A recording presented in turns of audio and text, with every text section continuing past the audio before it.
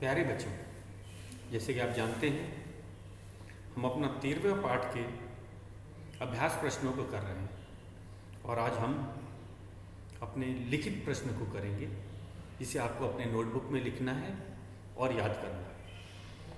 तो इस पाठ के हमने लिखित प्रश्न करने हैं। हमारा पहला लिखित प्रश्न है, महात्मा बुद्ध गांव में क्यों आए थे? तो जैसा कि आपको पता है कि महात्मा बुद्ध किसी खास प्रयोजन से गांव में नहीं आए थे, किसी खास काम से नहीं आए थे। असल में वे तो गया जा रहे थे। गया में उनका बहुत बड़ा आश्रम था और वे गया जा रहे थे और रास्ते में वह रात्रि विश्राम के लिए रुक गए थे। वे गांव में क्यों रुके थे? क्योंकि वह गांव में रात्रि विश्राम करना चाहते।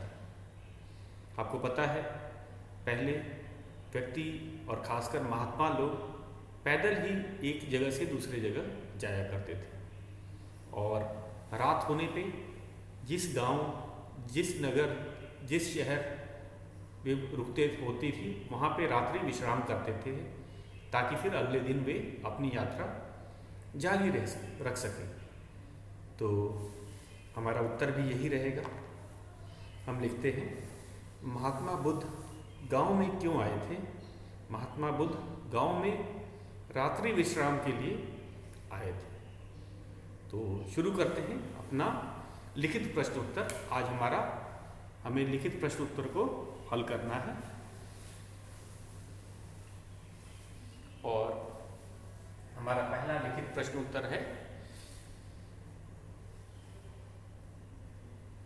और इसे आपको अपनी नोटबुक में लिखना है और याद करना है। निम्नलिखित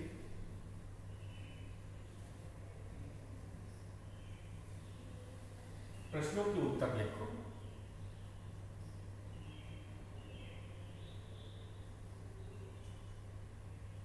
प्रश्नों के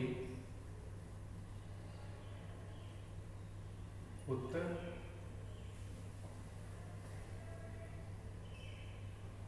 लिखो।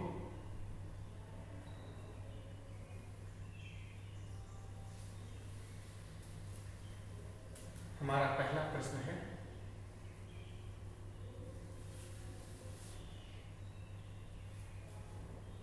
महात्मा बुद्ध गांव में क्यों आए थे?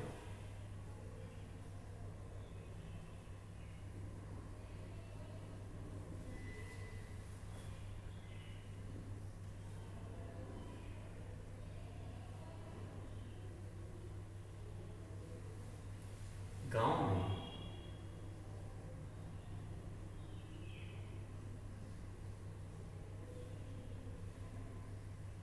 क्यों आए थे?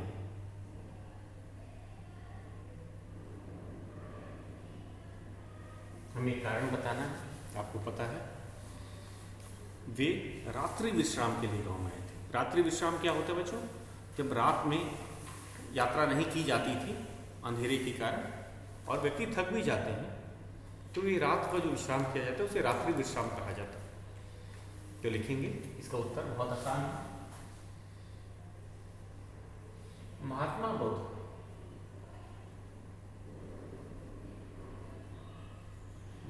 बुद्ध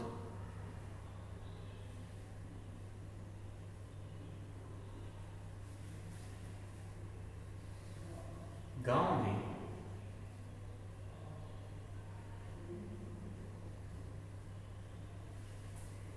रात्रि विश्राम के लिए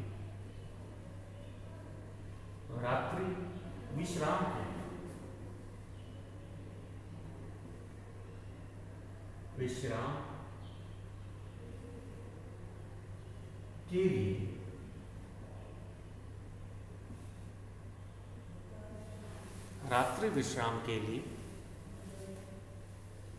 आए थे।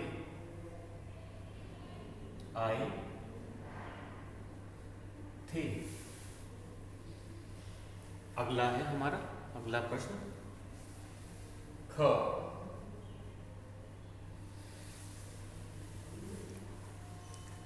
मुखिया ने महात्मा बुद्ध से क्या प्रार्थना की?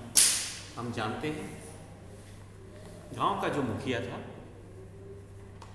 उसने महात्मा बुद्ध को कहा था कि आप जंगल से होकर यात्रा ना करें, क्योंकि मुखिया को पता था कि जंगल में अंगुलीमाल नाम का डाकू रहता था जो लोगों की हत्या कर देता है, उनकी उंगलियां काट करके माला पहनता। तो महात्मा शायद अभी नए आए थे, वे इस बात से अनजान थे, उन्हें इसका पता नहीं था कि जंगल में खतरा है। इसीलिए मुखिया ने महात्मा बुद्ध से प्रार्थना की कि वे जंगल के रास्ते से यात्रा ना करें, क्योंकि वो तो मुखिया का फर्ज भी था कि किसी नए व्यक्ति को सावधान करना, क्योंकि हो सकता है कि नए व्यक्ति को इस बारे में न पता हो। तो मुखिया ने भी वही किया। उन्होंने महात्मा बुद्ध को प्रार्थना की कि आप जब यात्रा करेंगे तो जंगल से होकर यात्रा न करें, क्योंकि जंगल से यात्रा करना खतरनाक था। तो हम भी यही लिखेंगे। तो हमारा प्रश्न है, मुखिया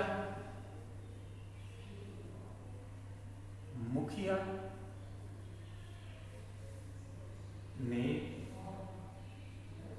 महात्मा बुद्ध से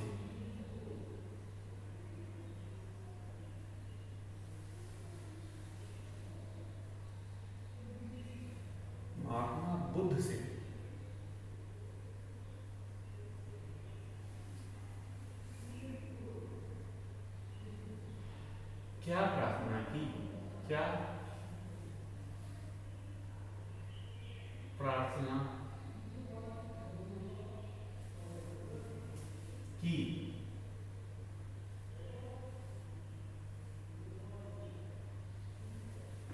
उत्तर,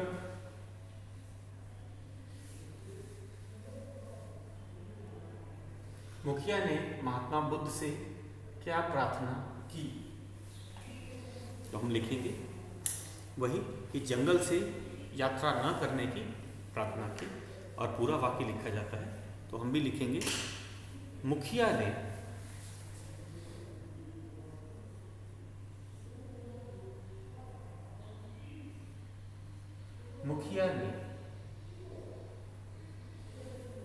महात्मा बुद्ध से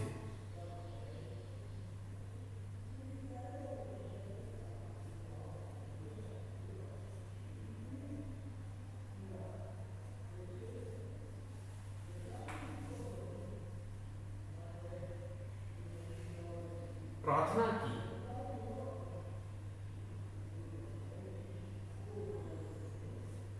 कि, अब इसमें बच्चों दो तरह का किया है, बच्चे गड़बड़ होता है। प्रार्थना की और फिर हम की लगाएंगे, की प्रार्थना की दोनों का अंतर आपको मैंने बताया था कि वे जंगल से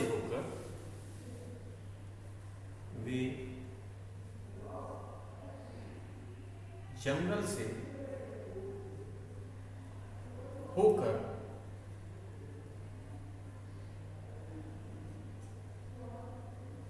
होकर यात्रा न करें, यात्रा न करें, पूर्ण विराम।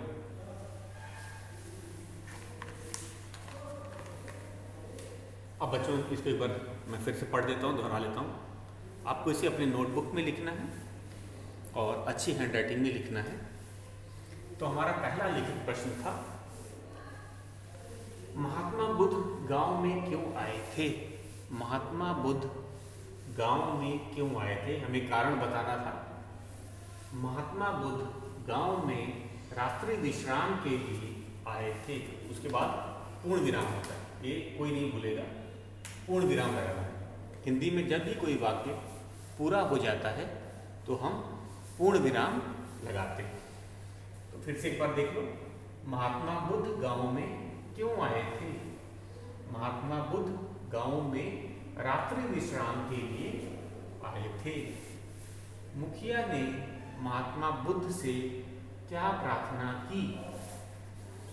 मुखिया ने महात्मा बुद्ध से प्रार्थना की। इसका उच्चारण जरा जल्दी से होता है, ये तो बड़ी की पे बड़ी ई की मात्रा है, इसे की बोलेंगे कि।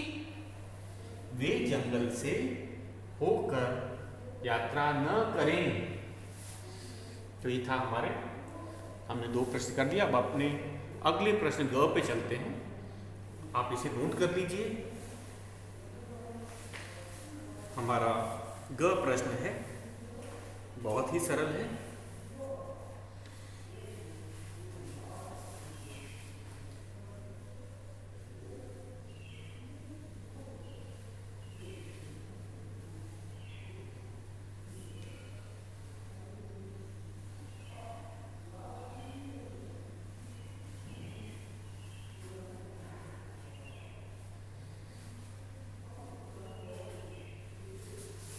अगला है, डाकू का नाम अंगुलीमाल क्यों पड़ा होगा? हाँ, तो आपको पता ही है, अंगुलीमाल मैंने आपको बताया था। एक पाठ में तो नहीं बताया गया है अंगुलीमाल का नाम क्यों पड़ा होगा।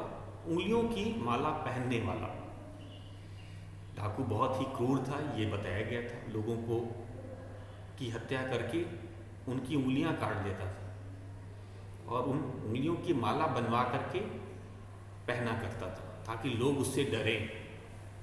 तो उंगली माल नाम इसीलिए पड़ा होगा, इसलिए पड़ा होगा हम कहेंगे, क्योंकि वो उंगलियों की माला पहनता था। कितना भयानक लगता होगा।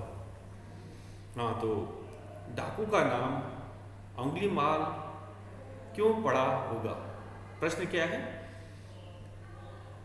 डाकू का नाम अंगुली माल क्यों पड़ा होगा? तो यही कारण है, उंगलियों की माला पहनने के कारण डाकू का नाम अंगुली माल पड़ा होगा। अंगुली मतलब उंगलियां, माल का अर्थ है माला। जैसे फूलों की माला आपने देखी है, फूलों की माला तो बड़ी सुंदर लगती है, लेकिन वह अंगुलियों की माला पहनता था ताकि लोग उससे डर जाएं और उसको अंगुली माल के नाम से ही पुकारते थे, बुलाते थे। हमारा ग प्रश्न है, ग। पहले प्रश्न देखते हैं। डाकू का नाम, डाकू का नाम अंगुली माल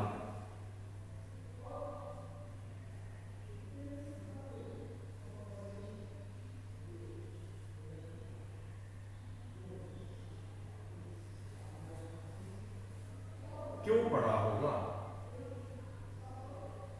क्यों पड़ा होगा? उत्तर है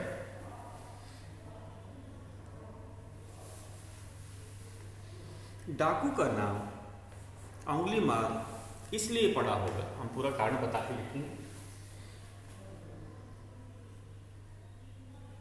डाकू का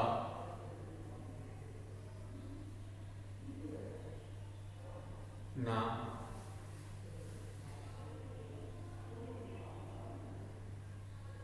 अंगुली माल इसलिए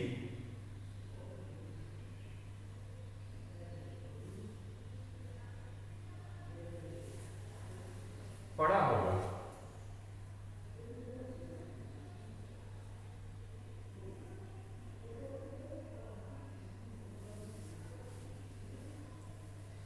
डाकू का नाम अंगुली माल इसलिए पड़ा होगा क्योंकि वह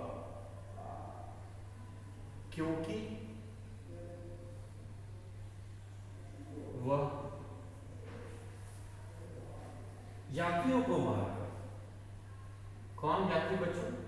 जो जंगल से यात्रा करते हैं, और यात्रियों को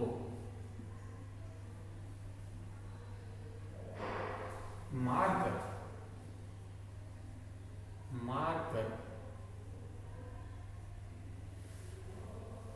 उनकी अंगुलियों की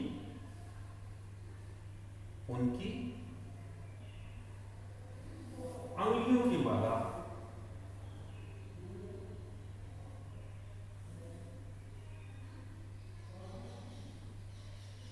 उनकी अंगुलियों की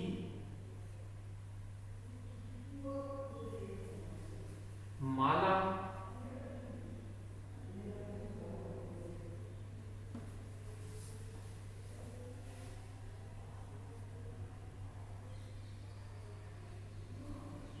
पहनता था।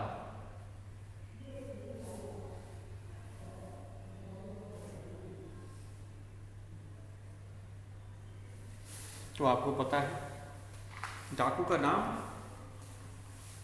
अंगुलीमाल इसलिए रखा गया था क्योंकि वो बड़ा ही क्रूर था। क्रूर का अर्थ होता बच्चों जो दूसरों को, जो जिसको दया ना है और दूसरों की उनको बिना दया आए, मतलब उसे निर्दय भी कहा जाता है। निर्दय मतलब जिसके पास जरा भी दया ना हो। क्रूर का मतलब निर्दय, निर्दय मतलब जिसे दया ना आती। और तो इसीलिए हम इसका कारण लिख रहे हैं कि डाकू का नाम अंगुलीमाल क्यों पड़ा होगा। डाकू का नाम अंगुलीमाल इसलिए पड़ा होगा क्योंकि वह यात्रियों को मारकर उनकी अंगुलियों की माला पहनता था। उनकी अंगुलियों की माला बनवा करके पहनता था और इसीलिए उसका नाम अंगुलीमाल पड़ा था।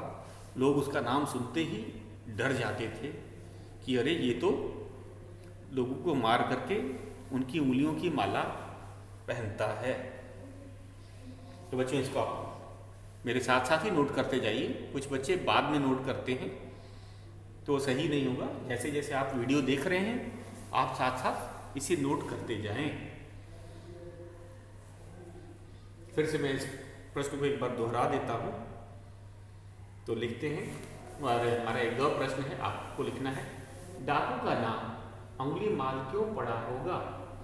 डाकू का नाम अंगुलीमाल इसलिए पड़ा होगा क्योंकि वह यात्रियों को मारकर उनकी अंगुलियों की माला पहनता था।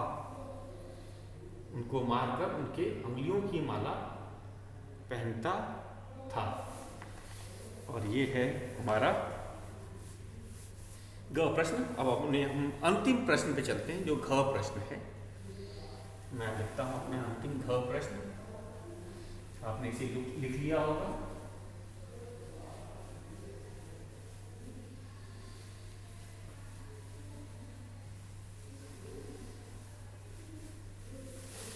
हमारा घ प्रश्न है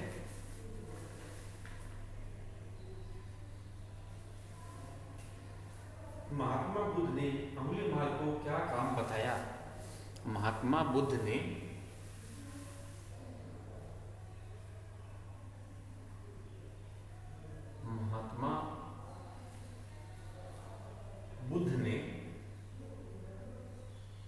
द में हल्का निशान है, फिर ध।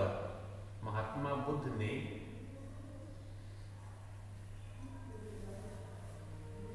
अंगुलीमाल को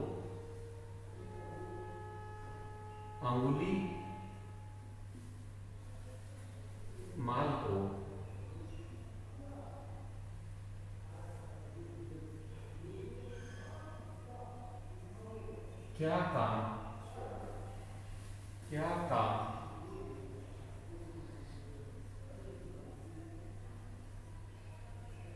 बताया। उत्तर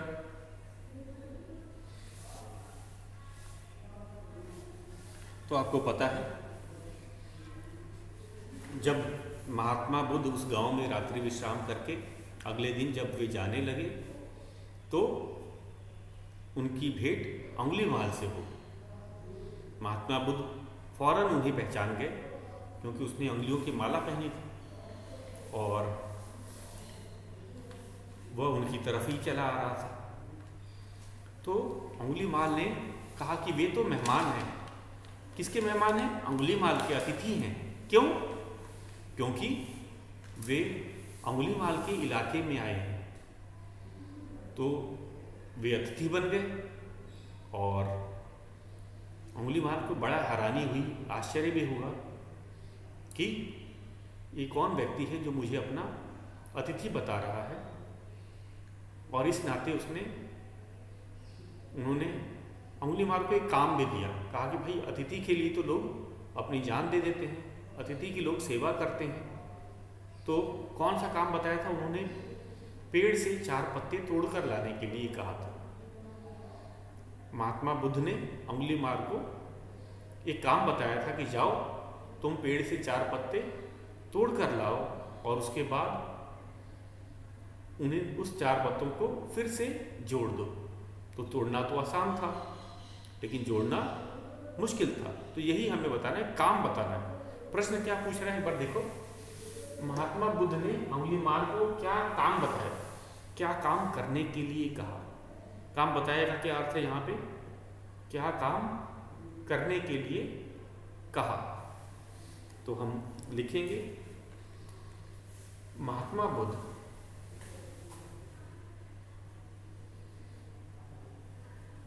महात्मा बुद्ध ने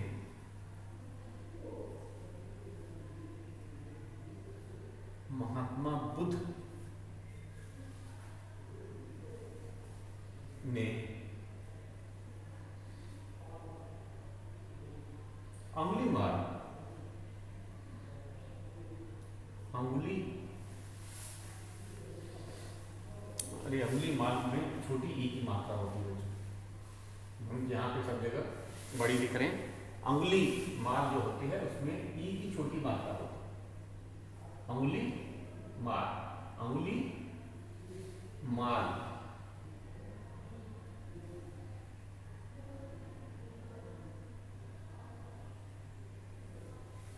महात्मा बुद्ध ने अंगुलीमाल को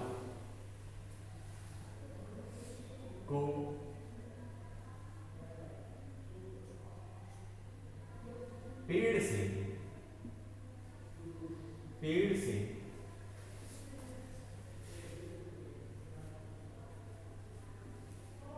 4 पत्ते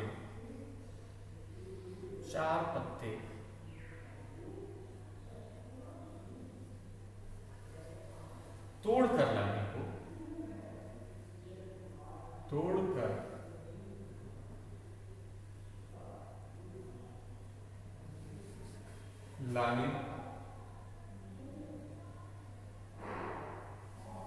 तथा फिर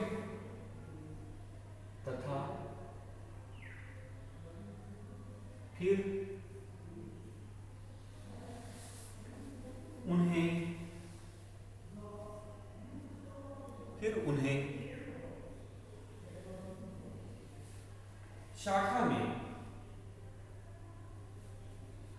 शाखा में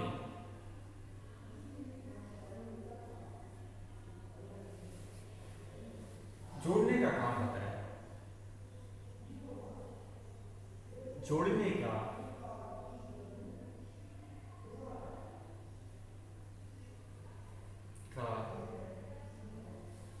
काम बताया।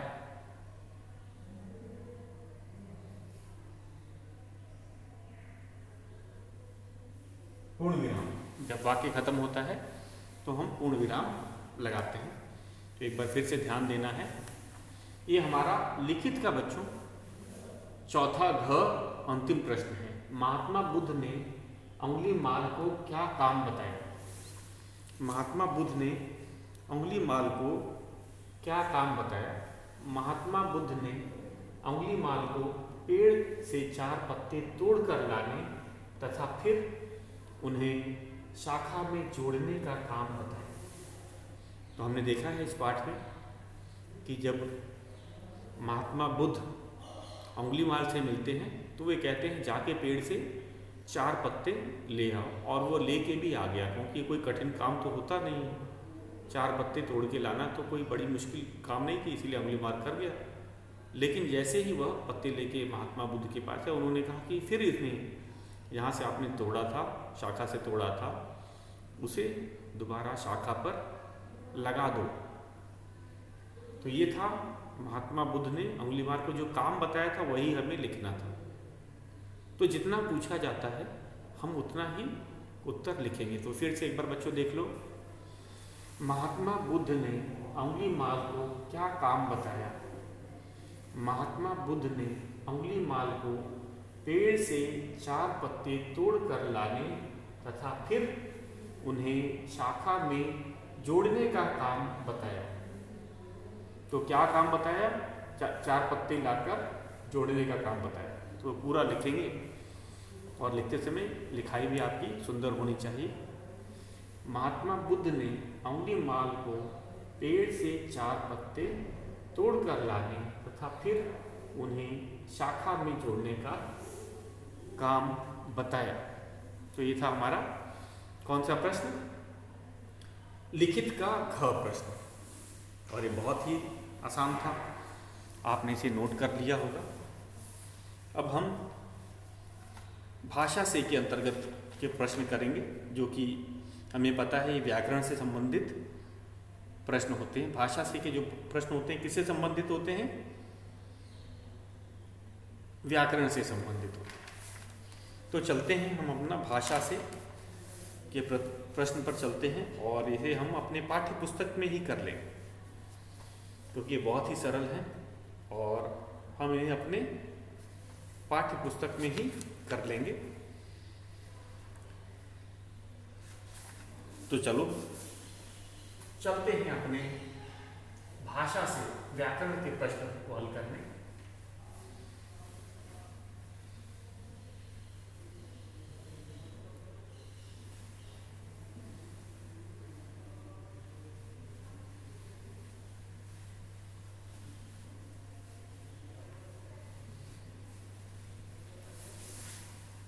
प्रश्न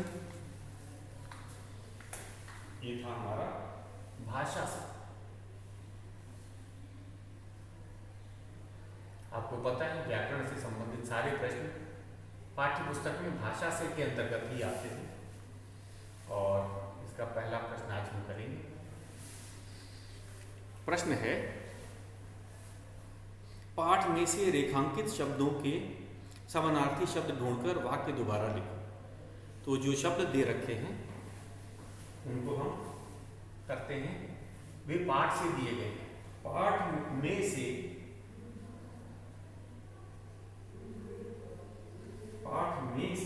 रेखांकित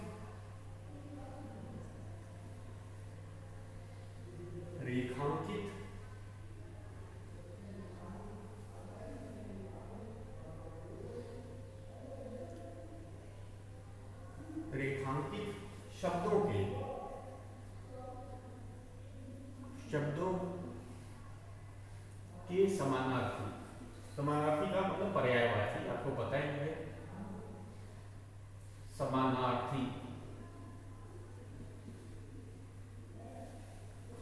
शब्द ढूंढकर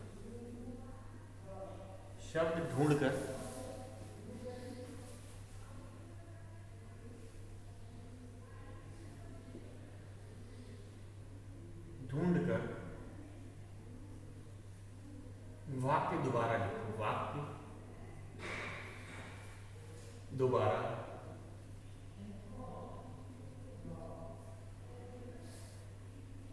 लिखो। वाक्य को क्या करना है?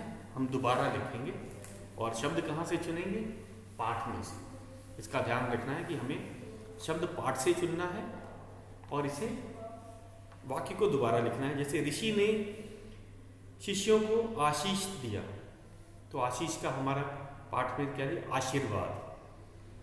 आशीर्वाद शब्द हमारे पाठ में है, और ये हमने कहा, हमने पाठ में देखा था, मैं आपको बता देता हूँ।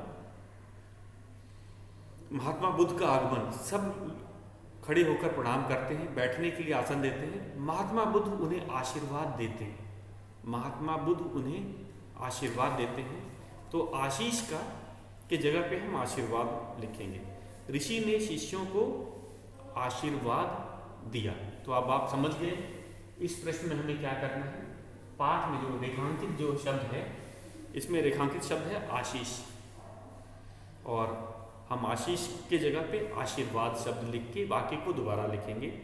शब्द था ऋषि ने शिष्यों को आशीष दिया, हम लिखेंगे ऋषि ने शिष्यों को आशीर्वाद दिया। तो बच्चों इसी तरह इसे हम कल पूरा करेंगे। आज के लिए बस इतना ही। आज का आपका गृह कार्य है कि लिखित प्रश्नों को नोटबुक में लिख करके याद करें।